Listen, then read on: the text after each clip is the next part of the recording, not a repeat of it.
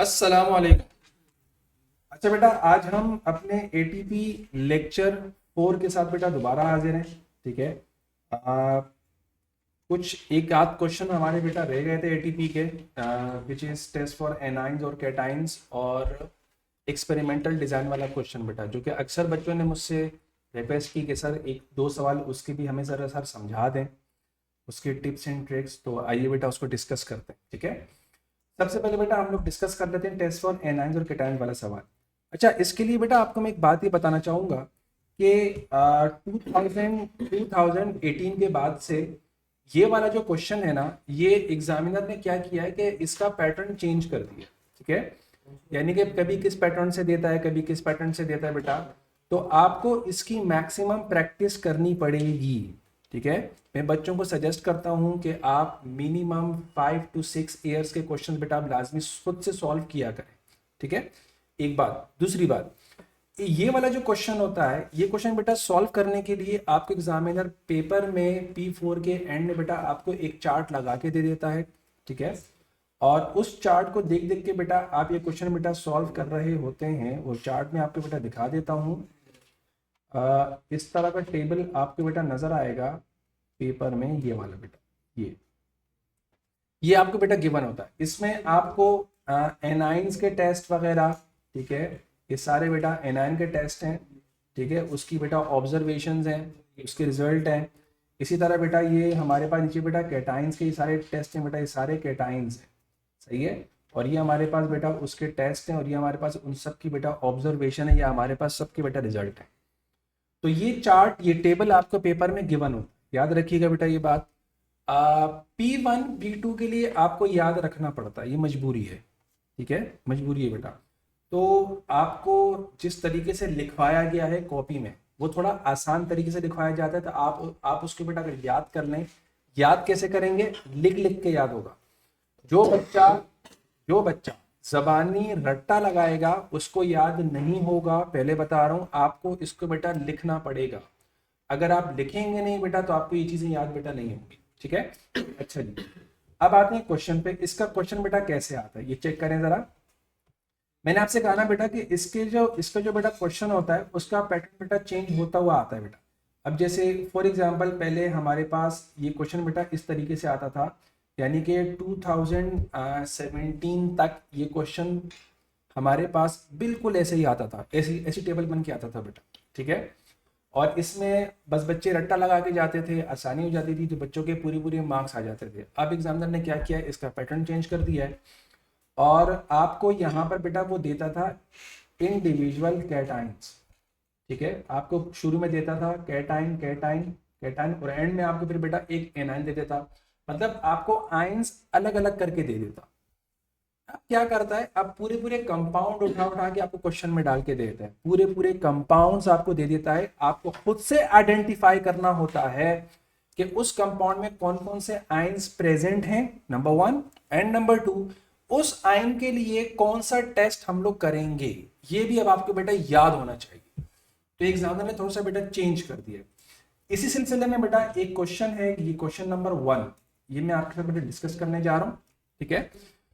एक क्वेश्चन आप थोड़ा अच्छे से बेटा समझ लें, मुझे उम्मीद है बेटा कि आपको पूरा आपका कॉन्सेप्ट इंशाल्लाह बेटा क्लियर हो जाएगा। ये स्टार्ट करते हैं। A student is provided with 3 solutions. ठीक है। आपको दिया हुआ है aqueous zinc sulphate, aqueous copper sulphate, aqueous calcium nitrate, 3 दे दिए बेटा। The student test the 3 aqueous solutions by adding each reagent shown in the table. Record the observations in the table. Write no reactions where appropriate. अच्छा भाई, जहां पर बेटा reaction नहीं होगा वहां पर आपने लिखना है कि नो रिएक्शन। ठीक है। चले स्टार्ट करते हैं बेटा। सबसे पहले आप बेटा चेक करें, इसने हमें दिया है एक्वस जिंक सल्फेट। अभी जो हम लोगों ने एक चार्ट देखा उसमें हमें कैटाइन गिवन था। यहाँ पे देखो बेटा कैटाइन नहीं है, यहाँ इसने हमें क्या दिया हुआ है, पूरा का पूरा कंपाउंड उठा के दे दिया है। तो सबसे पहले हमें इस कंपाउंड में कैटाइंस एनाइंस देखने पड़ेंगे कौन कौन से हैं। तो मैं अगर इसको स्प्लिट करूंगा आइंस में, तो हमारे पास इसके बेटा 2 आइंस आएंगे। एक जो हमारे पास आएगा वो आएगा बेटा जिंक 2+, और जो सेकंड वन आएगा वो आएगा सल्फेट 2-। Is it clear. अब आप बेटा चेक करें, अब इसने रिएजेंट बेटा कौन सा यूज किया है, एक्वस सोडियम हाइड्रोक्साइड। आपको पता होना चाहिए सोडियम हाइड्रोक्साइड हम लोग किसके लिए यूज करेंगे, ये आपको बेटा पता होना चाहिए। आइए चेक करें। अगर मैं वो चार्ट देखूं जो मैंने अभी आपको दिखाया, उस चार्ट के अंदर जो एक्वस सोडियम हाइड्रोक्साइड जो है बेटा रिएजेंट, ये हम लोग यूज करते हैं फॉर कैटाइंस। तो बेटा इसमें हमारे पास चेक करो बेटा कैटाइन है तो ये कैटाइन के साथ तो रिएक्ट करेगा, लेकिन एनाइन के साथ रिएक्ट नहीं करेगा। तो इसका मतलब ये हुआ इस वाले कॉलम में हम लोग ऑब्जर्वेशन किसके साथ लिखेंगे, जिंक के साथ लिखेंगे। अब आपने वो चार्ट देखा सोडियम हाइड्रोक्साइड का, उसमें आपने जिंक के साथ रिएक्शन देखा, ऑब्जर्वेशन देखी बेटा। जब आप वहां देखेंगे तो आपको नजर आ रहा होगा कि ये आपको देता है वाइट प्रेसिपिटेट। हाँ, कुछ बच्चे क्वेश्चन करते हैं कि सर शॉर्ट फॉर्म में लिखना है पीपीटी या पूरा वर्डिंग में लिख दें बेटा। तो मैं बच्चों को सजेस्ट करता हूं कि आप पूरा पूरा वर्डिंग में लिखा करें। मार्किंग स्कीम में शॉर्ट फॉर्म में भी लिखा हुआ होता है, कहीं कहीं पर पूरा पूरा वर्डिंग में भी लिखा हुआ होता है, लेकिन मैं सजेस्ट ये करता हूँ बेटा कि आप लोग पूरा पूरा वर्डिंग में लिख दिया करें।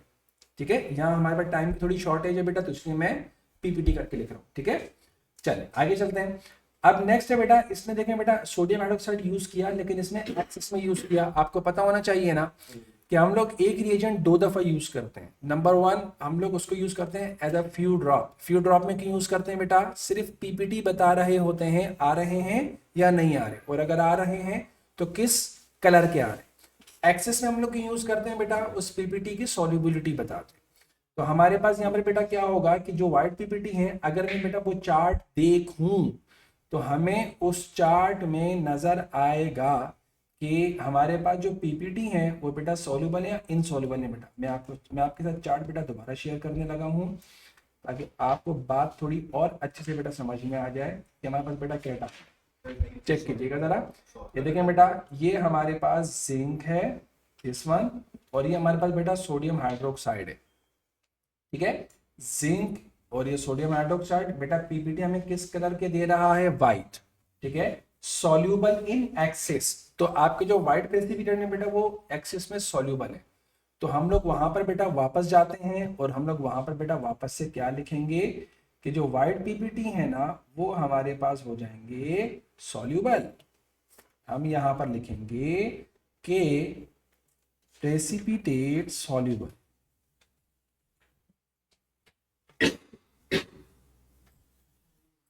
ठीक है, आगे चलते हैं बेटा। नेक्स्ट देखिए हमारे पास जो बेटा रिएजेंट है वो हमारे पास है बेरियम नाइट्रेट। ठीक है, और डायल्यूट हाइड्रोक्लोरिक एसिड डाला है, जबकि हमारे पास बेटा आयन कौन कौन से हैं, जिंक आयन है, सल्फेट आयन है।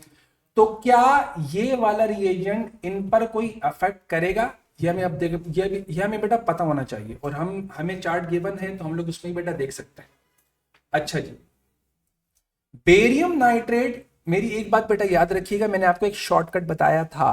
क्या, अगर आपके पास एग्जामिनर अगर बेरियम आयन यूज कर रहा हो Ba2+, सही है, और आपको बोले कि हमारे पास व्हाइट पीपीटी बन रहा है, तो इसका मतलब उस सॉल्यूशन के अंदर सल्फेट आयन प्रेजेंट है।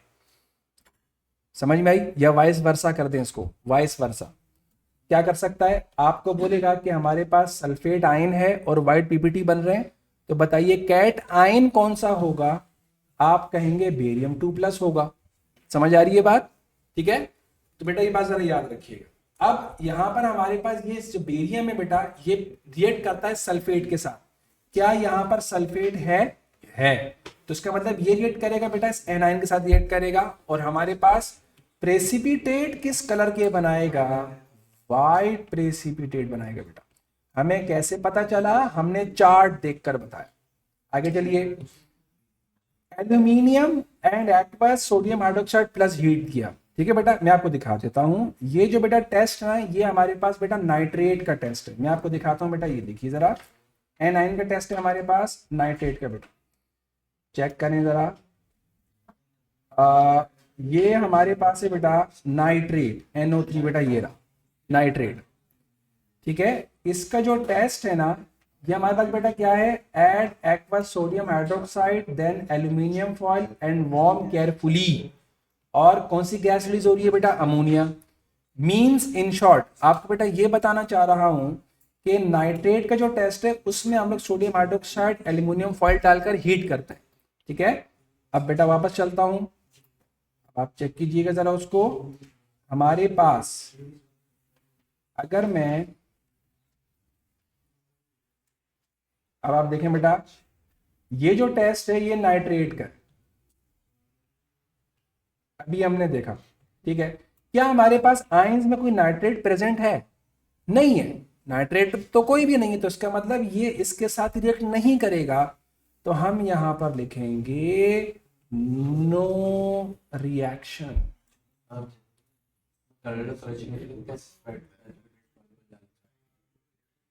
नहीं, हम लोग इसमें बेटा कलरलेस सॉल्यूशन इसलिए नहीं लिख सकते बेटा क्योंकि हमारे पास जो है हम लोग एक्सेस में रिएजेंट जब भी यूज करते हैं उसमें हम लोग सॉल्युबिलिटी बता रहे होते हैं, ठीक है।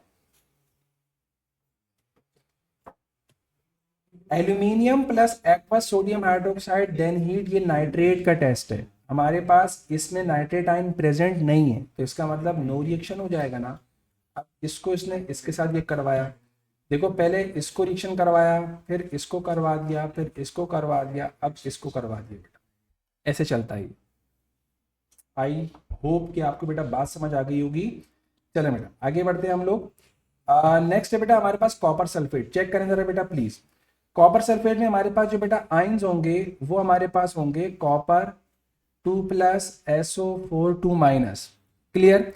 अच्छा जी, अब आपने बेटा क्या देखा कि सर कॉपर आयन है, हम लोग सोडियम हाइड्रोक्साइड डाल रहे हैं, तो बेटा सोडियम हाइड्रोक्साइड कॉपर से रिएक्ट करता है, बिल्कुल करता है। हमें पीपीटी देगा, किस कलर के पीपीटी देगा? आप कहेंगे ब्लू पीपीटी देगा बेटा। अच्छा बेटा, हमने उसको एक्सेस में यूज किया तो प्रेसिपिटेट सॉल्युबल होंगे या इनसॉल्युबल होंगे? हम जब चार्ट देखेंगे तो उसमें लिखा होता है प्रेसिपिटेट इनसॉल्युबल बेटा। नहीं, हम एक्सेस में बेटा सिर्फ सॉल्युबिलिटी की बात करते हैं, खत्म हो गई बात, ठीक है।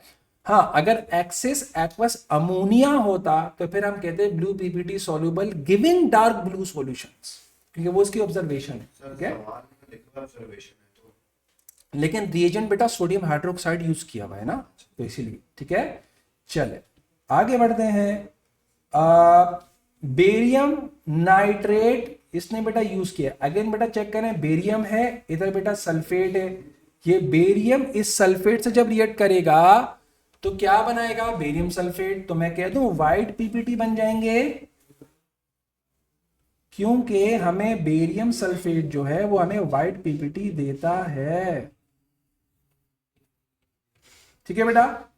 चल आगे चलते हैं। ये अगेन बेटा आपका बेटा किसका टेस्ट है? नाइट्रेट का टेस्ट है। क्या इसमें कोई नाइट्रेट आयन प्रेजेंट है? आप कहेंगे नहीं है, तो इसका मतलब ये हुआ नो रिएक्शन। आगे चलते हैं बेटा। एक्वस कैल्शियम नाइट्रेट है बेटा, सबसे पहले बेटा आप आयन निकाल लें। कैल्शियम आयन है आपके पास, कैल्शियम 2+, और एक और होगा बेटा नाइट्रेट माइनस। ये आयंस मैंने सिर्फ आपको समझाने के लिए लिखे, आपने पेपर में नहीं लिखने, ठीक है। अच्छा, कैल्शियम बेटा रिएक्ट करेगा सोडियम हाइड्रोक्साइड के साथ, बिल्कुल करेगा। आपको ये किस कलर के पीपीटी देगा? जब आप चार्ट देखेंगे ना तो ये आपको देगा बेटा व्हाइट प्रेसिपिटेट। क्लियर? अच्छा जी, आगे चलते हैं। एक्सेस में बेटा उसने यूज किया है इसको, तो हम क्या कहेंगे बेटा कि प्रेसिपिटेट इनसॉल्युबल। कितना आसान हो गया ना। आगे चलें। अब जो लास्ट वाला टेस्ट है बेटा वो नाइट्रेट का है। आप चेक करें क्या इसमें नाइट्रेट आयन प्रेजेंट है? बिल्कुल है। तो मैं कह दूं ये वाले टेस्ट तो हमारे पास आएंगे, बिल्कुल आएंगे। जब हम लोग नाइट्रेट कंपाउंड में sodium hydroxide plus aluminium foil डालकर हीट करते हैं तो गैस रिलीज होती है। कौन सी गैस होती है? अमोनिया, ठीक है। कैसे पता चला बेटा? ये लिखा हुआ है उसमें, तो हम यहां पर लिखेंगे अमोनिया गैस। अच्छा, उसने कहा है नेम नॉट फॉर्मूला, तो आप यहां पर नाम लिखेंगे, फॉर्मूला बेटा नहीं चलेगा, ठीक है। अच्छा भाई, टेस्ट फॉर गैस आपको पता होना चाहिए, जो अल्कलाइन इन नेचर गैस होती है वो ब्लू रेड लिटमस पेपर को ब्लू करती है, और जो एसिडिक इन नेचर होती है वो ब्लू को रेड कर देती है। तो यहां पर हम क्या लिखेंगे, डैम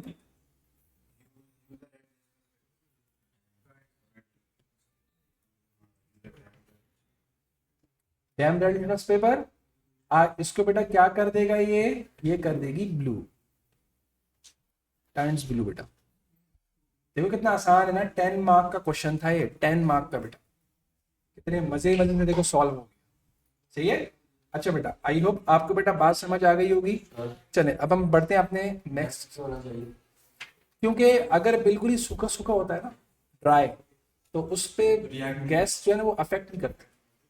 सही है, तो हम थोड़ा डैम रखते हैं उसको बेटा। अच्छा बेटा, अब मुझे बेटा उम्मीद है ये बेटा मिलता जुलता क्वेश्चन है, ये आप सॉल्व कर लेंगे आप, ठीक है, मुझे उम्मीद है बेटा, तो सॉल्व कर लीजिएगा प्लीज। और ये वाला भी बेटा अब आप लोग बेटा सॉल्व कर सकते हैं। इसमें बेटा इसमें मैं क्या किया हुआ है, आइन दिया हुआ है, कैटाइन, ठीक है बेटा, मुझे कैटाइन दिया हुआ है और मुझे इसने बेटा ऑब्जर्वेशन दी हुई है, ठीक है।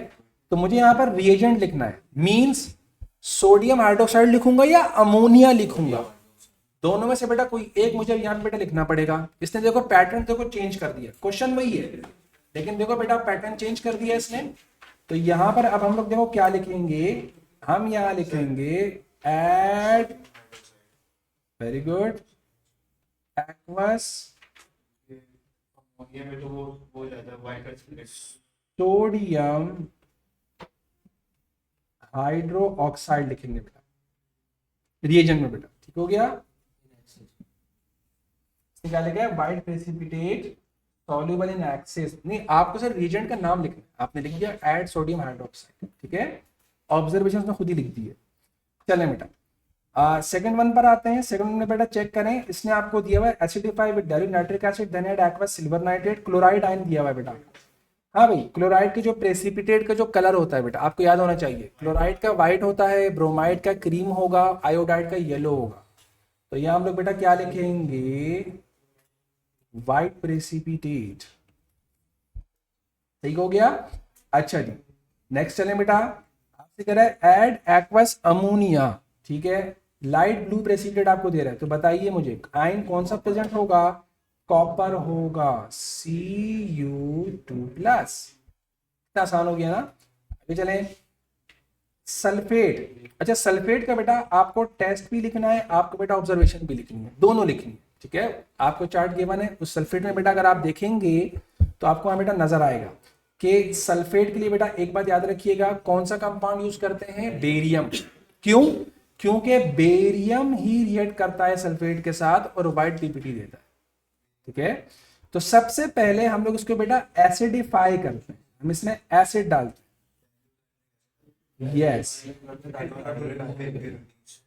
Acidify with dilute nitric acid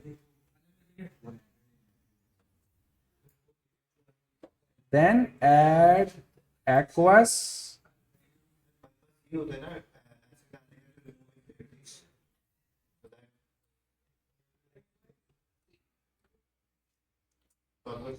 acidify क्यों करते हैं, एसिडिफाई करने का बेटा रीजन ये होता है to remove carbonate ions, carbonate ions याद रखिएगा बेटा, CO3 - अच्छा कार्बोनेट आयन क्यों रिमूव करते हैं,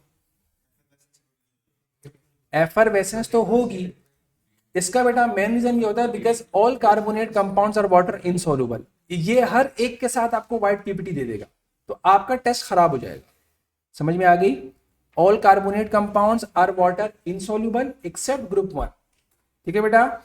तो इसीलिए हम लोग एसिडिफाई इसीलिए करते हैं ताकि हम लोग उसमें से कार्बोनेट आयन को रिमूव करें। अच्छा जी, अब हमारे पास बेटा ऑब्जर्वेशन में क्या आएगा, हम लिखेंगे व्हाइट प्रेसिपिटेट।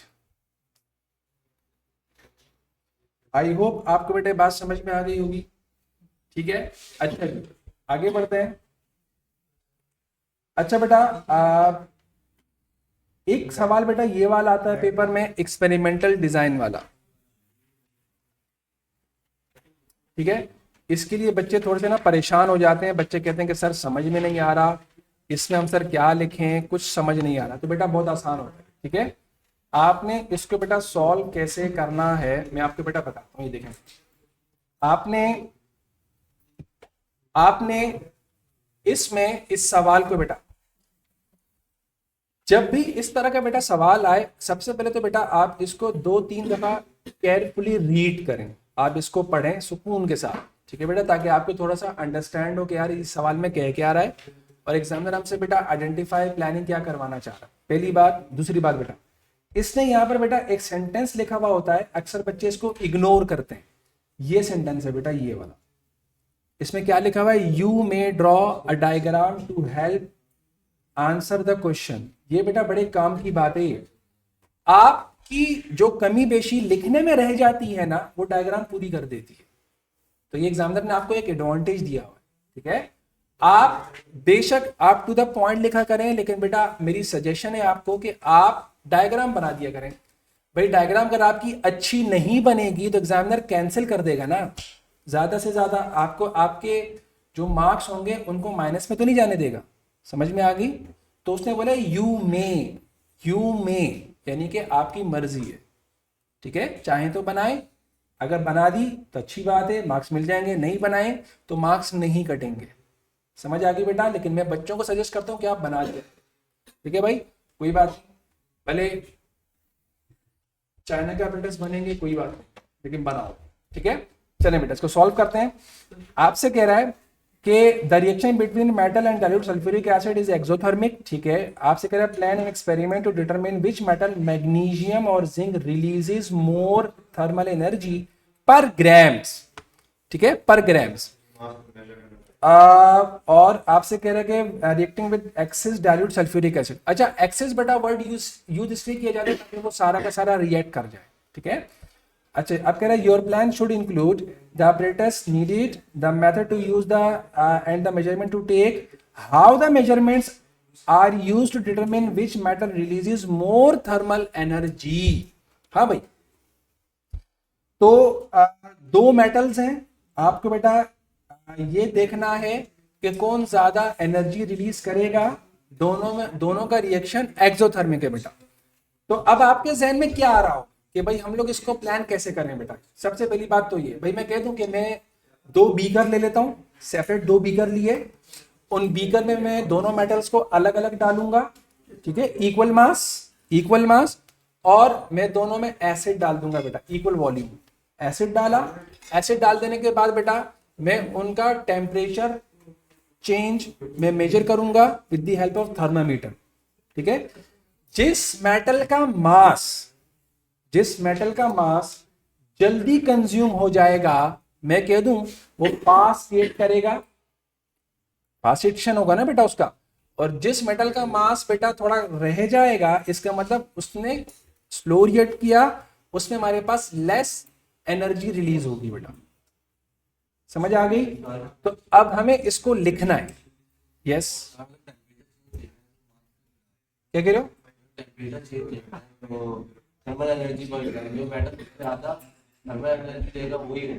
देखो मेरी बात सुनो बेटा, बच्चे को तकरीबन रिएक्टिविटी सीरीज ना याद रहती है, रिएक्टिविटी सीरीज याद होती है। अब आपको पता है कि इन दोनों में रिएक्टिविटी मोर रिएक्टिव कौन है। मैं कह दूं मैग्नीशियम है, जिंक लेस रिएक्टिव है, तो मैं कह दूं जिंक जो जल्दी रिएक्ट कर जाएगा,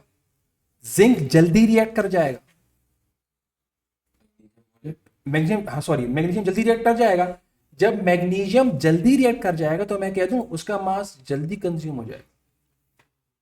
ये मतलब हुआ ना इसका, तो जिंक का मास आपका रह जाएगा एंड में थोड़ा सा। समझ में आई।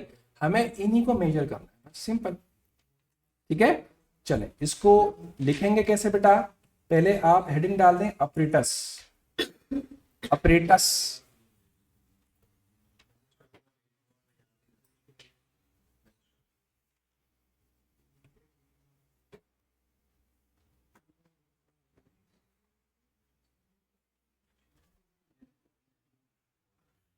ईशा बेटा हम लोग जो ये देखेंगे इससे ना कि ग्रेटर टेम्परेचर चेंज और प्लस मास का चेंज और ग्रेटर टेम्परेचर चेंज से ये हमें पता चलेगा कि ज्यादा एनर्जी रिलीज हुई है।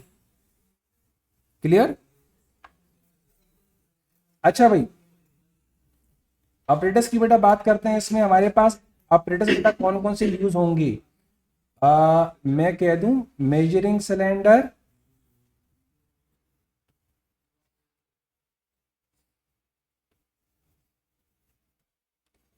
Number one measuring cylinder, and number two बेटा हम लोग इसमें यूज करेंगे टेम्परेचर मेजर करने के लिए हम यूज करेंगे थर्मोमीटर,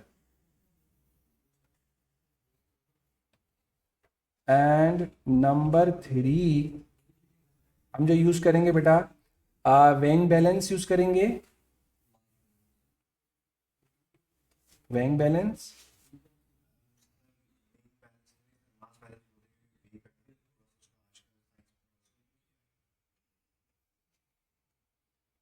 ये सही है, नहीं सर, बैंक बैलेंस नहीं सर, पास बैलेंस ऑप्शन होता है बच्चों के पास। हाँ,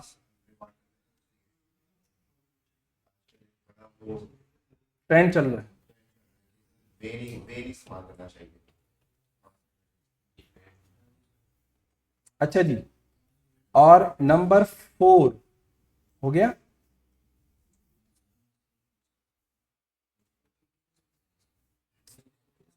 चलें, procedure.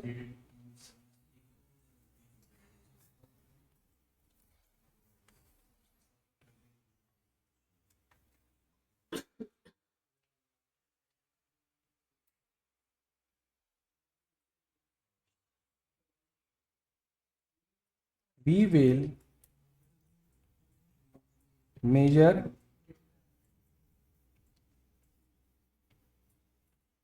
the of mass of each metal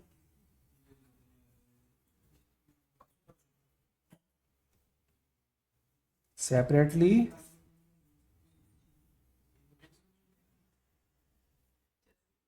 using a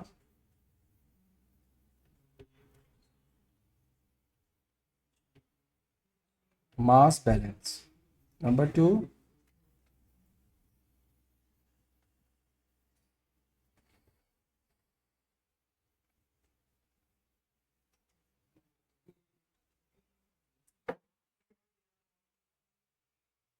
then we will use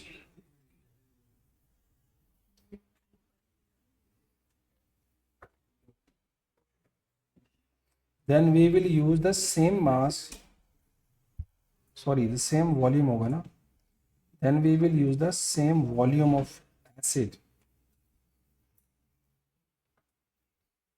same volume of acid और ये वॉल्यूम की वैल्यू बता दोगे? for each experiment। मतलब आप रैंडम दे रहे हैं, लेकिन हमने यूज तो एक्सेस में ही करना है वैसे भी। और ये लिख दे कि सेम वॉल्यूम तो चल जाता हाँ हाँ, है, या 25 सेंटीमीटर। नहीं नहीं नहीं नहीं, सेम वॉल्यूम सही है। आने को उसने ऊपर लिखा है आप एक्सेस में यूज कर, ठीक है। तो same volume for each experiment,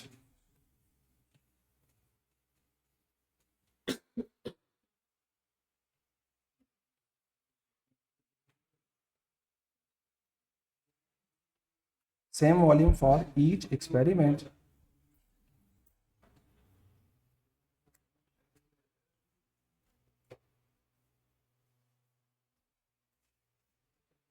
we will record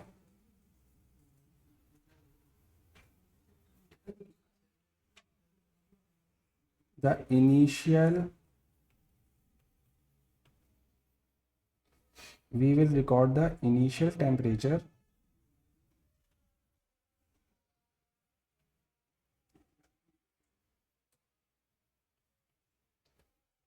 temperature of acid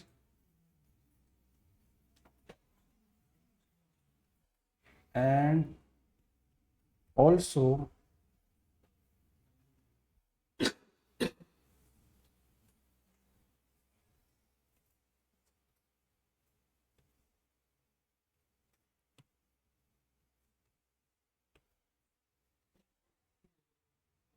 note down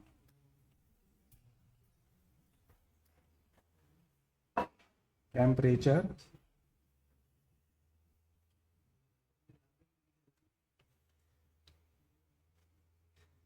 when reaction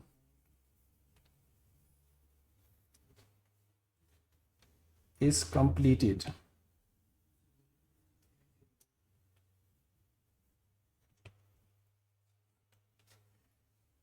Example, effervescence stopped.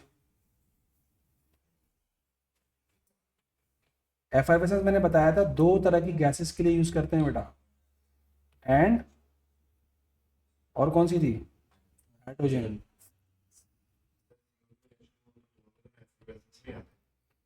हाँ, एफर्वेसेंस हो गया, फिजिंग हो गया, ठीक है, फिजिंग कार्बन डाइऑक्साइड के लिए।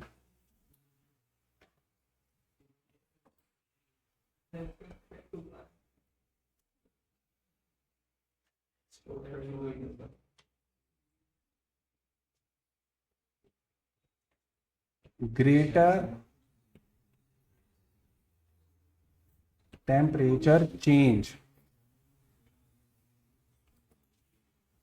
greater temperature change plus mass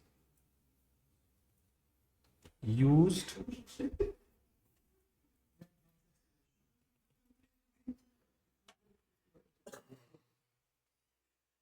indicates that greater energy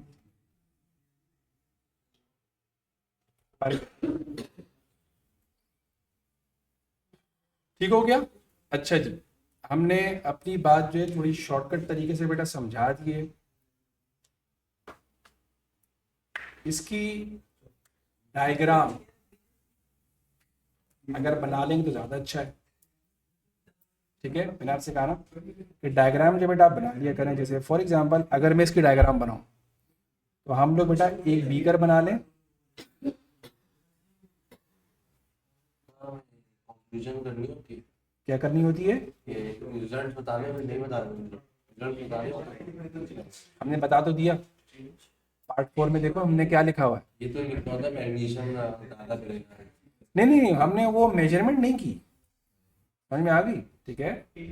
अच्छा जी, हमारे पास बेटा बीकर है, इस बीकर में आपने क्या ले लिया,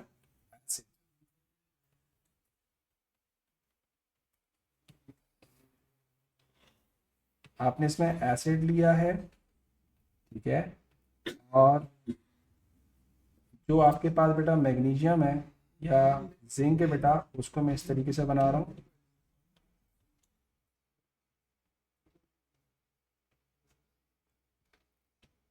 वेइंग बैलेंस कैसे बनाएंगे,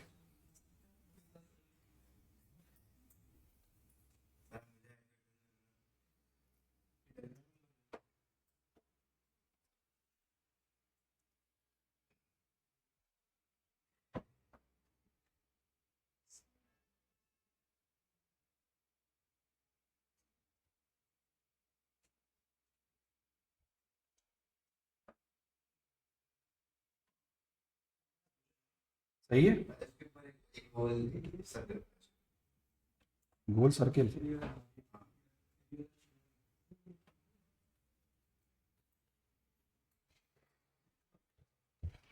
सही है। यहाँ पे नीचे एक थोड़ा सा ये क्यों बना दिया वो? अबे तो रखते हैं ना, वेइंग बैलेंस बनाया ना मैंने, वेइंग बैलेंस चलेगा, सही है, वेइंग बैलेंस बनाते हैं ना। अच्छा जी, ये आगे बेटा बीकर, ये इसमें आ गया सल्फ्यूरिक एसिड, और ये इसमें आ गया मेटल,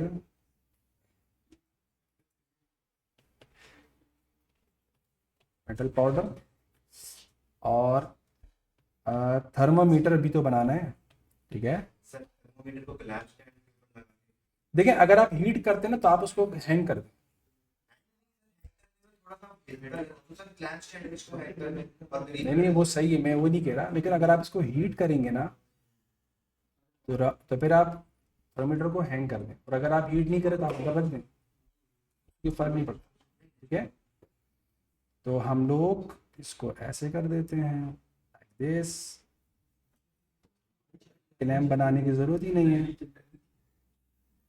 ठीक है, अच्छा जी, और ये आपका मास बैलेंस आ गया। तो उसका बल्ब अंदर होगा पोजीशन के। बिल्कुल नीचे होगा भाई, बीकर के ऑलमोस्ट नीचे ही होगा। हाँ, ठीक हो गया। चलें जी, आई होप कि बेटा आपको ये बात समझ में आ गई होगी। क्लियर? अच्छा, एक और सवाल करें सॉल्व। नेक्स्ट क्वेश्चन है हमारे पास इसका, उसको भी बेटा सॉल्व कर लेते हैं हम लोग। नेक्स्ट है हमारे पास इसमें ये वाला बेटा अल्कोहल का सवाल है। ठीक है, अल्कोहल वाला। अच्छा, इसमें सवाल में बेटा क्या कह रहा है आपसे, आपसे कह रहा है कि alcohols are used as a fuel to heat water, plan an experiment to determine which alcohol बेटा मिथानॉल या ethanol releases more thermal energy per grams of alcohol burned. ठीक है, your plan should describe the use of an alcohol burner. ठीक है, use of alcohol burner बेटा use करेंगे। ठीक है, एक वो इस तरह का आता है ना, ये वाला मैं आपको बना के दिखाता हूँ, इस तरह का होता है ये पुराने जमाने का नहीं है, ये डायरेक्ट गैस से चलता है, ये पुराने जमाने का। यस, ठीक है। अच्छा जी, अब कह रहा है you should use water, methanol, ethanol बेटा। अच्छा भाई, अब कह रहा है your plan should indicate should include the additional apparatus needed, the methanol to use and the measurements to take। ठीक है भाई, अगेन बेटा इसने देखो क्या लिखा हुआ है, इसने लिखा हुआ है कि you may draw a label diagram. ठीक है, तो मैं आपको बेटा सजेस्ट करूंगा कि आप बेटा बनाया करें। ठीक है भाई। अच्छा, अब आप बेटा चेक करें कि आपके पास बेटा मिथेनॉल है, इथेनॉल है बर्नर के अंदर। ठीक है, और आपको उन दोनों में ये प्रूफ करना है कि कौन ज्यादा एनर्जी रिलीज करता है। ठीक है, और हमें इसने किसको हीट करने को दिया है, वाटर हीट करने को दिया है। मीन्स ये चाह रहा है, ये कह रहा है कि आप वाटर को हीट करें। ठीक है, और आप उससे हमें प्लान करके बताएं कि हमारे पास मिथेनॉल या इथेनॉल किससे ज्यादा एनर्जी रिलीज होती है बेटा। सही है भाई। तो अगेन बेटा हम लोग इसको बेटा किस तरह बताएंगे, हम इसको बेटा ऐसे ही बताएंगे कि जो ग्रेटर टेम्परेचर हमारे पास जिसमें इंक्रीज होगा, ठीक है, मैं कह दूं उस अल्कोहल में जो है एनर्जी ज्यादा रिलीज होती है। ठीक है, तो हम लोग इसको बेटा प्लान करते हैं पहले, इसमें ऑपरेटर्स कौन कौन से यूज होंगे, क्या आपके जहन में आते हैं? क्या क्या यूज कर सकते हैं, हमें हीट करना है। बीकर लेंगे, बीकर में पानी डालेंगे, ट्राइपॉड स्टैंड लेंगे, ट्राइपॉड स्टैंड के ऊपर बीकर को रखेंगे, नीचे बर्नर रखेंगे जिसमें हमें दिया हुआ है अल्कोहल बर्नर। ठीक है, और अपना प्रैक्टिकल स्टार्ट कर देंगे बेटा। ठीक है, टेम्परेचर मेजर करने के लिए हम लोग क्या यूज करेंगे, थर्मामीटर यूज करेंगे। ठीक है, तो सबसे पहले हम लोग इसके ऑपरेटर्स के बेटा नाम लिख लेते हैं, इसके ऑपरेटर्स के नाम लिख लेते हैं सबसे पहले।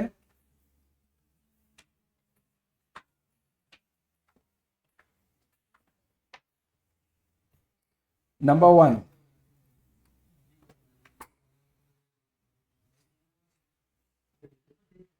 Beaker, number 2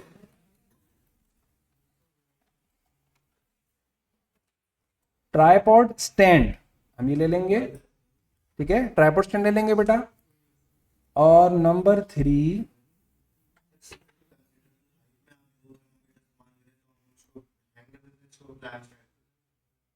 Hanks. एक कंसिडरेबल हाइट तो है ना। हाँ हाँ, बिल्कुल कर सकते हैं, क्लैम कर सकते हैं बिल्कुल इसको, आप इसको क्लैम कर दें थर्मोमीटर को। ये लैंप वाली डायग्राम बता। ठीक है, थर्मोमीटर हो गया। Number 4 mass balance, measuring cylinder same volume of water होना चाहिए कॉन्स्टेंट। शाबाश, मेजरिंग सिलेंडर होना चाहिए फॉर वाटर मेजरमेंट।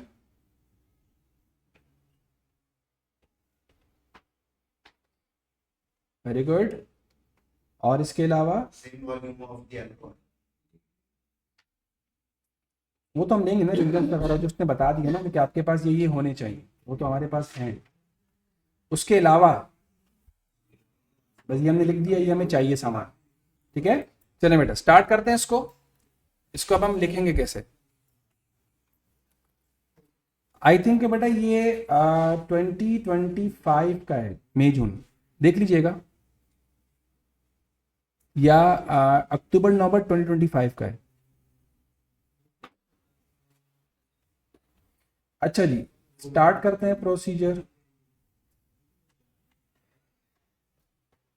सबसे पहले हम लोग बेटा क्या लिखेंगे कि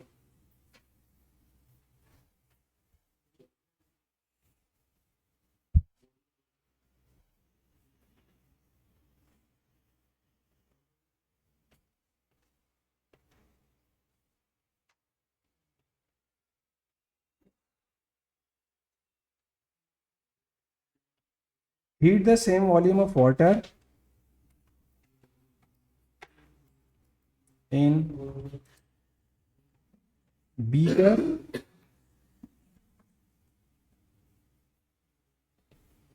with different alcohol. Number 2,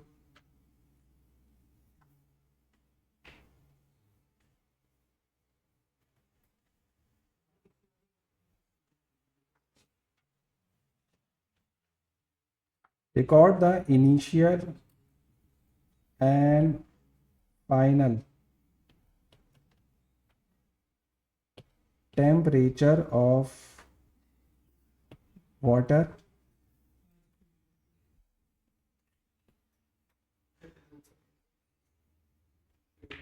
in each case.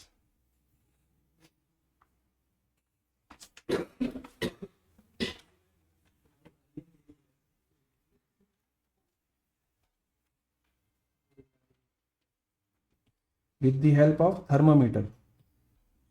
इसको दोबारा लिख देता हूँ।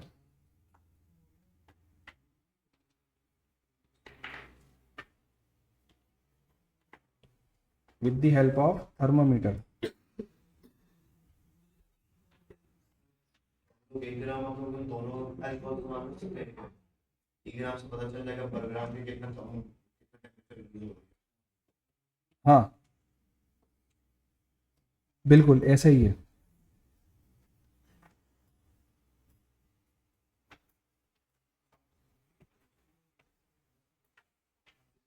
Measure the mass of each alcohol before and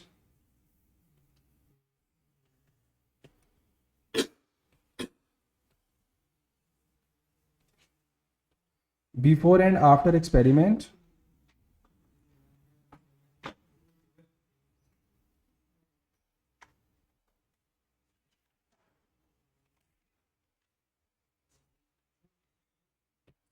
Greater temperature change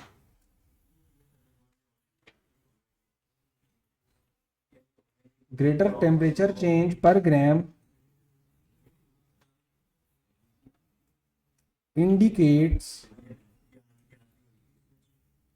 more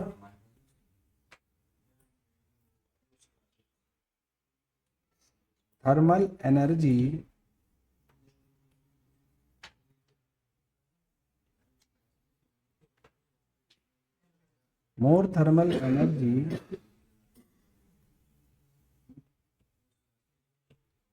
पर ग्राम। ठीक है, अच्छा जी, हमने इसको बेटा ऐसे लिख दिया। यस, टेम्परेचर जो आखिर में टेम्परेचर होगा वो लेंगे। टेम्परेचर चेंज होगा ना, चेंज देंगे ना, शुरू का और आखिर का माइनस कर देंगे ना, जब भी तो हमारा टेम्परेचर चेंज आएगा। सही है। अच्छा जी, डायग्राम इसकी कोशिश कर लेते हैं बनाने की। अगर मैं इसकी डायग्राम बनाऊं,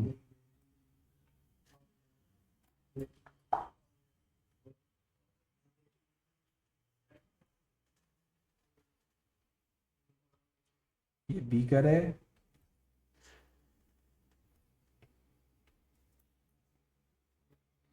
और ये बीकर में वाटर है,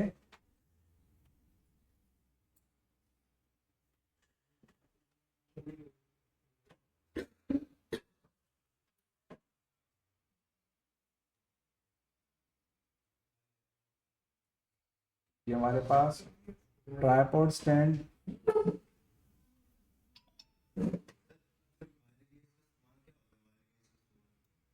ये जो ट्राइपॉड स्टैंड के ऊपर फ्रिज के ऊपर आप बीकर असल में बीकर का जो रेडियस होता है ना, किसी किसी का छोटा होता है, तो वो अंदर ना गिरे उसको सपोर्ट के लिए रखते हैं। ठीक है, वायर ग्लास उसके नीचे। लगता है वायर बॉस यस होंगे बेटा, डायग्राम के मार्क्स होंगे बिल्कुल। क्या करिए ये रिपीट कर भाई, जैसे आपके पास ट्राइपॉड स्टैंड जो होता है उसके बीच में होल होता है ना, तो बीकर का साइज अगर छोटा होगा तो उसके अंदर से गिर जाएगा ना, उसके सपोर्ट के लिए रखते हैं ना ऊपर। समझ आई? अच्छा जी, अब इसके नीचे हमें अल्कोहल बर्नर रखना है। नहीं नहीं,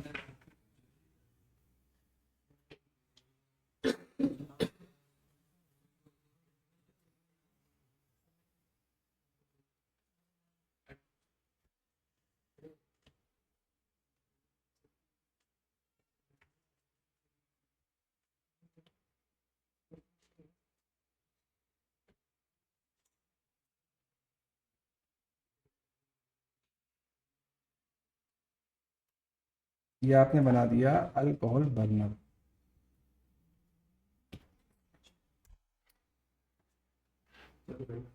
समझ आया?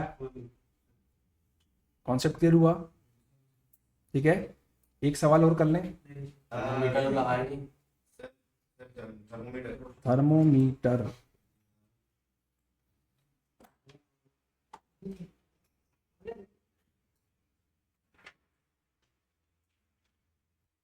आपने लगा दिया। ठीक है,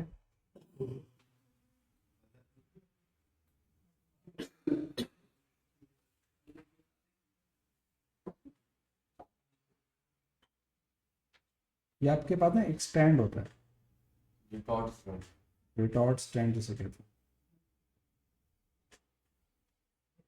क्लैप स्टैंड एक ही जैसा नाम है, ट्राइपॉड स्टैंड क्लैप स्टैंड एक ही चीज है।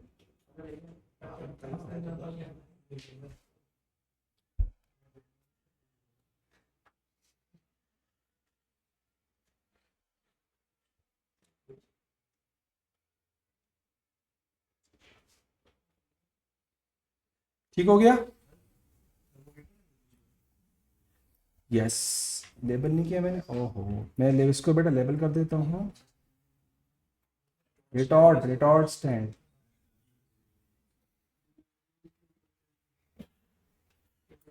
थर्मोमीटर का बल्ब नहीं बनाया आपने सब। इतना एग्जाम नहीं चाहिए,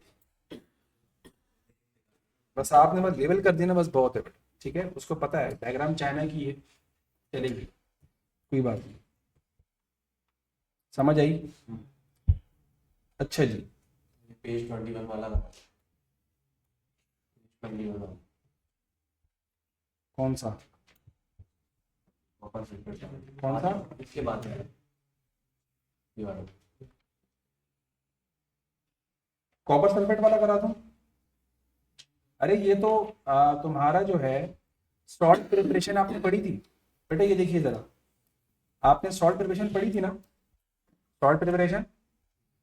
अब ये आप चेक करें जरा, ये कह रहा है कि copper sulphate is a salt used to kill pest on plant leaves. Copper sulphate is prepared by neutralizing dilute sulfuric acid with solid copper to oxide। ठीक है, अच्छा जी, आगे देखें बेटा।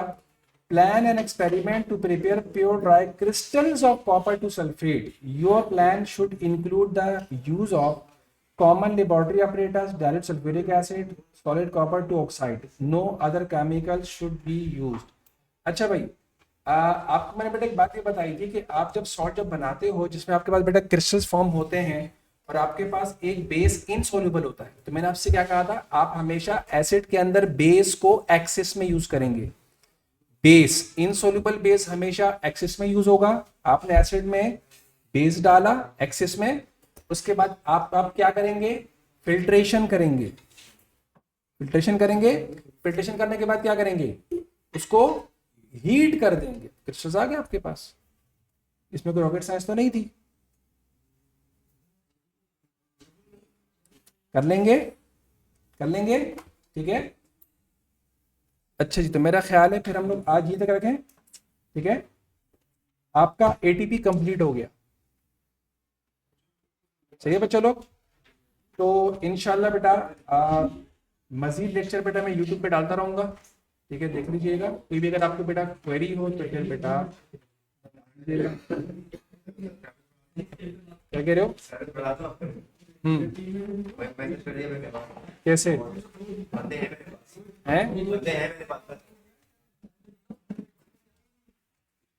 अच्छा भाई, एक फरमाइश आई है सर, क्वेश्चन नंबर 4 करा दें। Question number 4। अच्छा, क्वेश्चन नंबर 4 में आपसे बेटा क्या पूछ रहा है, मैं आपको बेटा एक्सप्लेन कर देता हूँ, देख लें जरा बेटा। 4 में आपसे कह रहा है barium carbonate decomposes when heated, the word for the reaction is shown. Barium carbonate बेटा, अच्छा इसने इसको ना हीट किया है, ठीक है, हीट किया है, जस्ट सिंपल इसको बेटा से जस्ट हीट किया है। अच्छा, आपसे कह रहा है your plan must include the use of common laboratory apparatus and a sample of barium carbonate, no other chemical should be use, ठीक है। अच्छा बेटा, आपको इसको बेटा सिंपल आपको बेटा हीट करना पड़ेगा, ठीक है। तो आप हीट करने के लिए बेटा आप क्या यूज करेंगे, आप बीकर ले लें या वो चाइना डिश पैट्री डिश आती है आप वो ले लें, और उसको आप बर्नर से बेटा, जो बंसन बर्नर होता है बेटा, भले वो अल्कोहल का ना हो, आप उसके थ्रू आप उसको बेटा हीट कर दें, ठीक है। और आपको बेटा बेरियम कार्बोनेट का इसमें बेटा सैंपल चाहिए होगा, तो मैं इसको बेटा लिख लेता हूँ। ये देखें ज़रा, अपरेटस,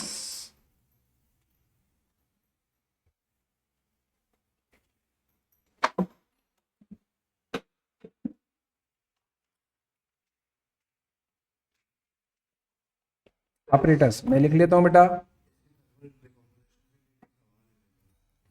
सर बेरियम कार्बोनेट के भी ना, सिंस वो कैल्शियम के नीचे है ना, तो उसकी थर्मल डिकम्पोजिशन में काफी हाई है, क्योंकि जितना रिएक्टिव मेटल्स होते हैं उतना ही वो ज्यादा उसकी थर्मल डिकम्पोजिशन होता है।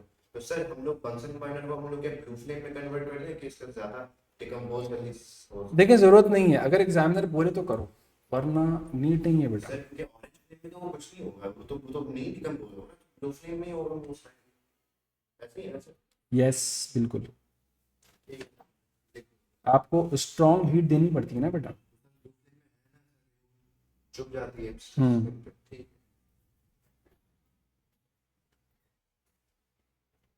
अच्छा, तो सारे लाइक जितने भी जो रिएक्टिव मेटल्स हैं जिनकी रिएक्टिविटी हाई है, जिनके थर्मल डिकम्पोजिशन हाई है, सबको ब्लू फ्लेम में करना चाहिए अगर डिकम्पोज करना, ठीक है।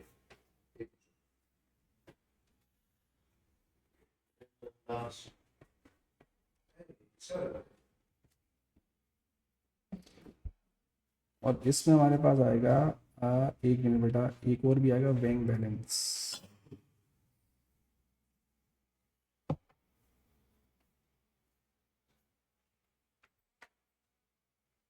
बैलेंस एक आएगा,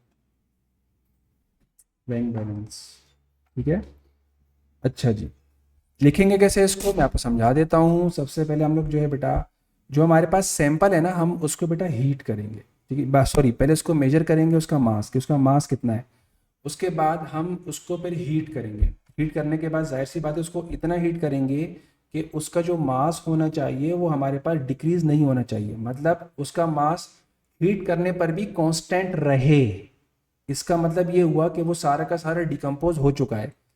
अगर ड्यूरिंग हीटिंग उसका मास अगर हमारे पास कम होता जा रहा है, इसका मतलब डिकम्पोजिशन इन प्रोसेस है, अभी हो रही है बेटा, ठीक है।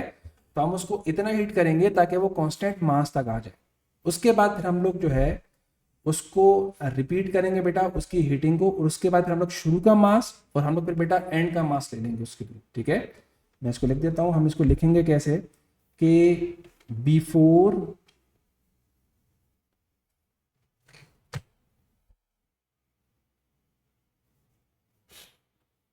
Before heating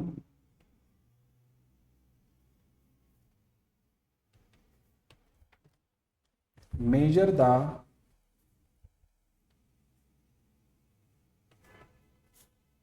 mass of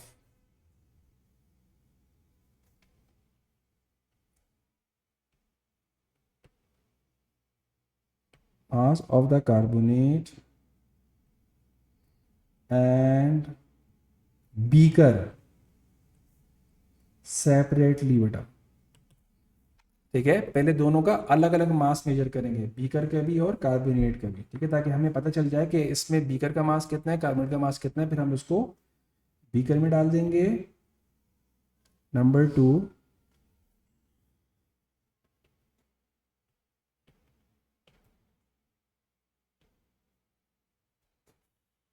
heat the carbonate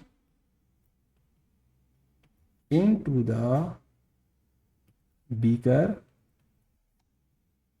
Number 3,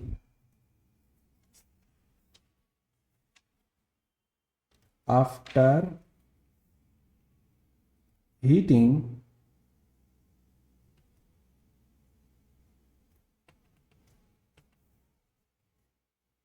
allow it to cool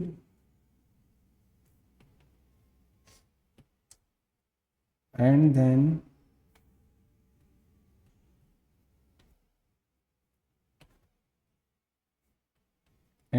measure the mass again.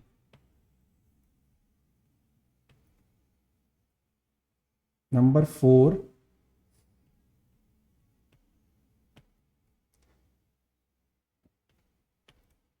Repeat करेंगे,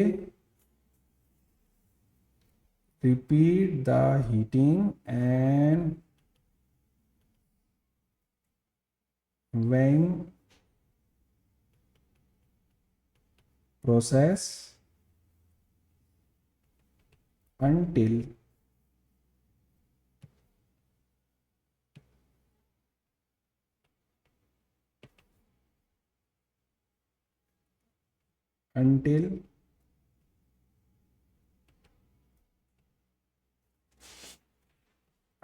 a constant mass is obtained.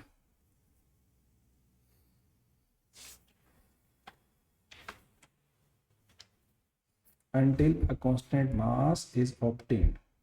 ठीक हो गया। अच्छा जी, अब डायग्राम बनाते हैं इसकी। सर इसको फुल करने के लिए क्यों छोड़ा है? क्या कह रहे हैं? फुल करने के लिए क्यों छोड़ा है? हीट होगा तो उसको हैंडल कैसे करोगे, तो मुश्किल हो जाएगा ना बेटा। पहले 2 दफा हीटिंग क्यों करेंगे, मैं ये पूछ रहा ताकि हमें पता चला ना कि मास डिक्रीज हो रहा है कि नहीं हो रहा। सही है, जब तक मास डिक्रीज होता रहेगा हम हीट करता रहेंगे। सही है। हीट करेंगे ताकि टेम्परेचर पता चल जाए कि पे डिक्रीज होना शुरू हो। सही है। फिर हम लोग इसकी ना मेजरमेंट करते हैं ना इसकी बेटा, कि हमारे पास कितना मास डिक्रीज हो गया, मास कांस्टेंट हो गया कि नहीं हुआ। सही है। अच्छा जी, अब हम इसकी डायग्राम बना लेते हैं।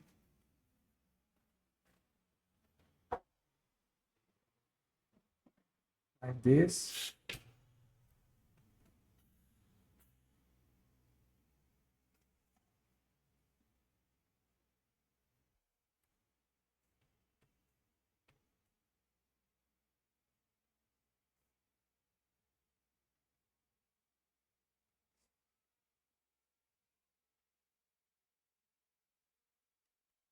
एक मिनट।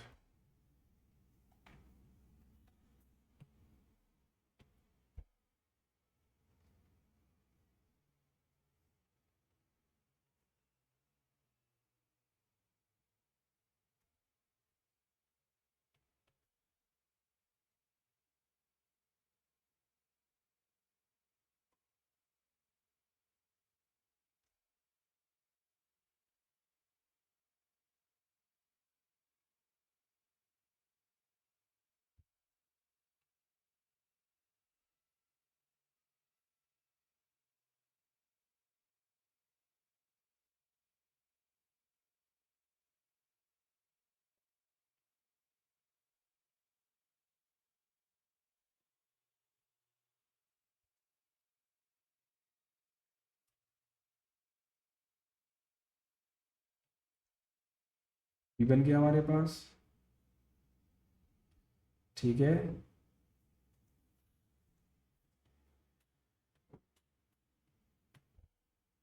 सर जो ऑक्टेन मास होगा उसको वापस रिले कर दें तो वहाँ जाएगा इसका मास। यस, ठीक है। मतलब इसके पिछले वाले ठीक हो गया बेटा, तो समझ आ गई। तो आज यहीं तक रखते हैं बेटा, ठीक है। आपका एटीपी कंप्लीट हो गया, अपना ख्याल रखिएगा। अल्लाह हाफिज़।